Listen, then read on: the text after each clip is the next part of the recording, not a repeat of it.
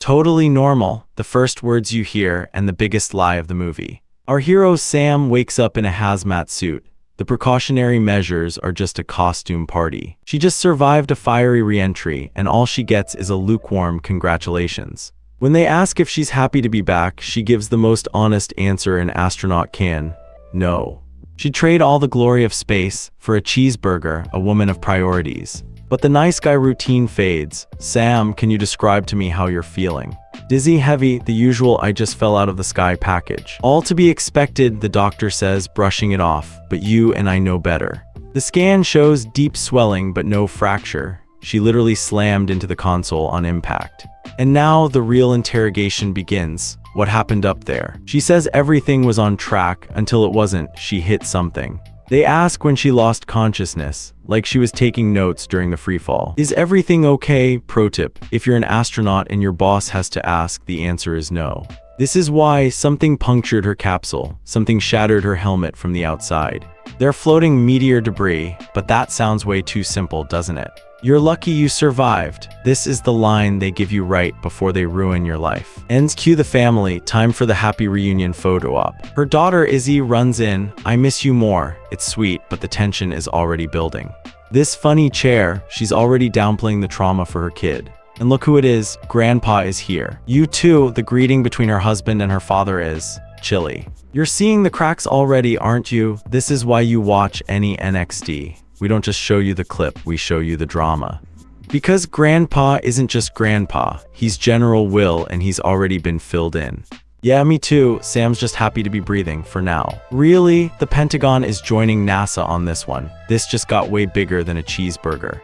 They call it mutual interest. We call it a cover-up in the making. So they're not taking her to a hospital. They're securing her in a beautiful house nearby. She's desperately trying to keep her family close, but they're already being pulled away. More tests, of course, the poking and prodding never ends. Time to go, they separate her from her daughter. Classic isolation tactic. She promises the biggest hug, but you can feel the distance growing. Who do I love? This little family ritual is about the only normal thing she has left, and it's slipping. See you soon, a promise that's getting harder and harder to keep. They offer her a wheelchair, but she's an astronaut. Pride is a hard habit to break. Okay, fine, she'll take the help. Welcome, the house is stunning and completely empty. They warn her about pushing too hard. The body is reacclimating to gravity. The mind, that's another story. This really is something. It's a gilded cage, Sam. Her dad is proud to an embarrassing degree, but he's also her boss. This is messy. The tour begins, 10 acres of wilderness. A bit nicer than my place. Yeah, because it's a government black site, dude. General Harris tells us they're already feeding her the cover story. Next house is miles away. Translation, no one can hear you scream. The house is a house, 2 stories, library, kitchen. In the nook back there is where we'll do some of your medical tests. The lab comes to her. Downstairs, 3 bedrooms, 3 baths, and a home gym, her new best friend. Yes, ma'am, this guy's way too cheerful. She spots a telescope, a painful reminder of the life she's missing. What's wrong? And symptom number 1. Tinnitus, a ringing in her ears, or is it? Stay super calm. Feeling better, the episode passes, but it's the first crack. Thank you, she's grateful, but she's also terrified. The doctor's briefing, expect nausea, dizziness, fever, nosebleeds, and hallucinations. This is the part you've been waiting for. The better we'll be able to determine if we need to consider delaying future missions. And there it is, the threat. You can see the panic. She's supposed to be on the ISS in 2 months. Honestly, I wouldn't worry about it. That's exactly when you should start to worry. They'd rather have her monitored at base, but someone pulled strings. We're looking at you, Dad. Copy that, she's a good soldier for now. If you need anything, just call us. More empty promises. A little music. You cover the sound of her life falling apart. She's just trying to feel normal, but the music is just noise. Holy shit, you're alive. Finally, a call from her friend Val. Don't ever do that to me again. Val's the only one who sounds genuinely relieved. I'm sure the whole world is talking about her. A nice swanky chic oasis. Val gets it, it's a prison. Sam, she's spacing out. Earth to Sam, the hallucinations are starting, she saw something. Sam, her friend, is worried. I just thought I saw something, and so it begins. Sorry, she tries to play it cool. Val says what we're all thinking. The first time in space is such a tease. More obsessed with space than anybody. Yeah, that's kind of the problem, Val. And here comes the real advice. Remember, in training, they tell you to report everything. I'm telling you don't, because if she does, they will never let you fly again. This is why you're still here, isn't it? You're addicted to the drama, you're smart, you see the setup. Only any NXD connects the dots for you this clearly. They want to demote her to clean and puke. Brutal. You have to downplay everything. This is the worst advice that she is absolutely going to take. Your symptoms will take a while to go away, or they'll get worse. All right, you rest up. Val hangs up, leaving Sam alone with her secrets. I love you, I love you, I love you. Hello, the house is empty, or is it? What the? Something's definitely not right. What? Another hallucination, a time jump. Hello, morning, she survived the night. Just in the kitchen, trying to sound normal for the medical team. The medical team's here, the daily interrogation. Yeah, she's in pain, but she's already lying. It's passing. The electrolytes will make you feel good as new. The rest of the day is like they're grilling her. Well, I'm happy to be of service, lying through her teeth. How's the tinnitus? It hasn't happened again. That's a lie. You'll be back in flying shape in no time. They're buying it. Okay, she's stuck in this loop. A video call, her husband, Mark. The awkwardness is painful. She suggests a family trip, desperately trying to rebuild the bridge. I don't know if that's a good idea, Sam. Ouch, he just burned it down. I just don't think it's healthy. He's drawn a line in the sand. Come on, she's begging. Sam, we almost lost you. And here's the real reason. He's terrified. He says it again, we almost lost you. This isn't about her health, it's about his fear. I want Izzy to have the family I didn't. It's just hard. I'm okay, but she's not, and he knows it. He's not mad, he's scared. He knows she's one of a handful of people who can do her job. But he's tired of her being gone for the next mission. You know how important this mission is to me. She's choosing the job over the family. She tries to backtrack and how important you are, but the damage is done. I thought adopting was gonna bring us closer. He's hitting below the belt now. When we couldn't, he corrects himself, but wow. And here's Izzy, their daughter, with a drawing. That's me, Daddy, and you. The perfect family that doesn't exist anymore. Shoot. He uses the university as an excuse to bail on the hard conversation. Say bye to mommy. This is gut-wrenching, and you're here for it. You can't look away, can you? That's the any NXT effect. Hit subscribe and we'll keep dealing these hits. The sound of isolation. Didn't mean to startle you. Who is that? We found you outside. She blacked out and she's banged up. Who is away? Dad, it's General Will. You gave us quite a scare. He found her. Outside, how far did she go?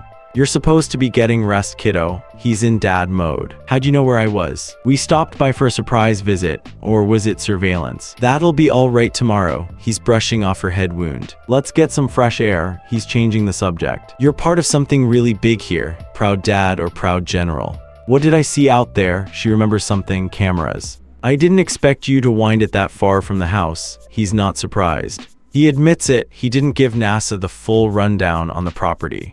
After you, he's about to show her the real secret. What is this place? Truth is, it's a safe house. It was very James Bond. She's impressed. He confirms the diplomat story is a cover. This house is for temporary hiding. Izzy's birthday is the passcode. A killer with a heart. It's amazing. She's seeing the real tech now. Mess hall, sleeping quarters. Down here's the central nervous system, a bunker, a full-on powered bunker.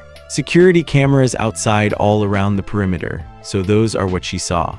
The house locks down with Kevlar and copper paneling. A lot of these switches are tied to defense systems. I didn't want you to think that we were spying on you, which is exactly what they're doing. Why don't we go back upstairs? He's shown her the toy box. General Harris, his ride is here. I gotta get back to base. He leaves her alone in a high-tech fortress with a head wound and hallucinations. This is fine. This is the end of the recap, but you know it's not the end of the story. You want the rest? You know where to find us. Don't forget to smash that like button. Her father, the general, tells her to stay put. Good little soldiers follow orders. And make sure the doctor checks that bruise, the one that's probably not just a bruise. She's alone again, leaving a desperate voicemail for her husband. Hey, it's me, the 3 saddest words in the dictionary. I'm not feeling great. That, Sam, is the understatement of the century. I'm okay, bye. She's completely and totally isolated. You can feel that isolation, can't you? It's that prickle on your skin. That's the any NXT hit. We're the only channel that gives you the real story, the feeling under the lines. She's trying to hold it together, but the house has other plans. Breach detected, lockdown initiated. The cage just locked itself. Oh, come on, this is not in the brochure. And just when you think it can't get worse, oh shit. The power goes out. You all right, Sam? She tries to rationalize it. Something wrong with the generator. The medical team blames the grid. Everyone has an excuse, but you're smart. You know a cover-up when you see one. She lies to the doctor, "I'll just be a minute," just to get away. She pulls her daddy aside, the one person she thinks she can trust. He's all sarcasm, not enjoying Architectural Digest Pentagon edition. But she's dead serious. There's something here. She tells him everything, the lockdown, the panic. "I almost had a heart attack. I tried, there was no service." Of course there wasn't. He promises to scan the security footage. A promise from a general is complicated. "I'm sorry, I think I'm just really stressed out." She's apologizing for being terrorized. He comforts her, "You don't have to apologize to me ever," but she does. "How's the bruising?" He's already changing the subject back to the mission.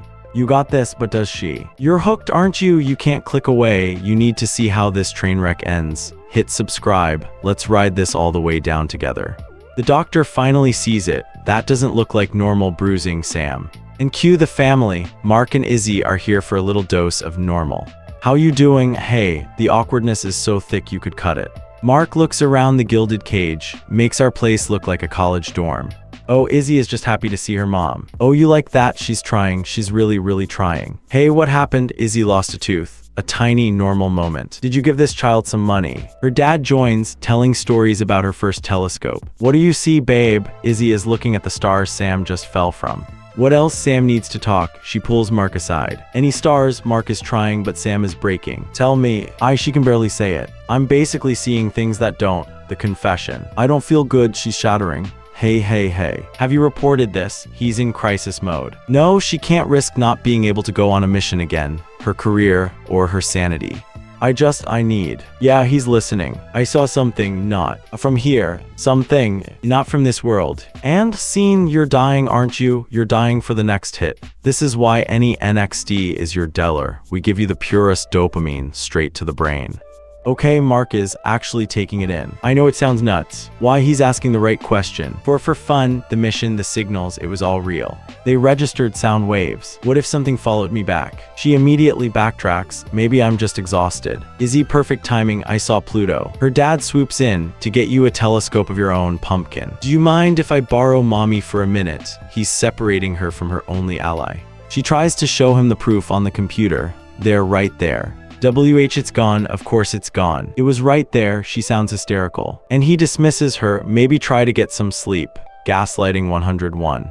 Looked like and she's cut off. Yeah, I will, she gives up, she'll stay. I think the power here is good. He's leaving her. Sam, if you need anything, what a joke. Love you. He leaves his daughter alone in a haunted house. Analyzing, the computer is back. There are 9 individuals detected. 9. Another day, another painfully normal family visit. What kind of bee makes milk? What a booby, hilarious. Jump. Izzy's gone. She's just here, Isabel, panic. Izzy is. Look, what could I found? Oh no, what did she find? You had us scared, you can't do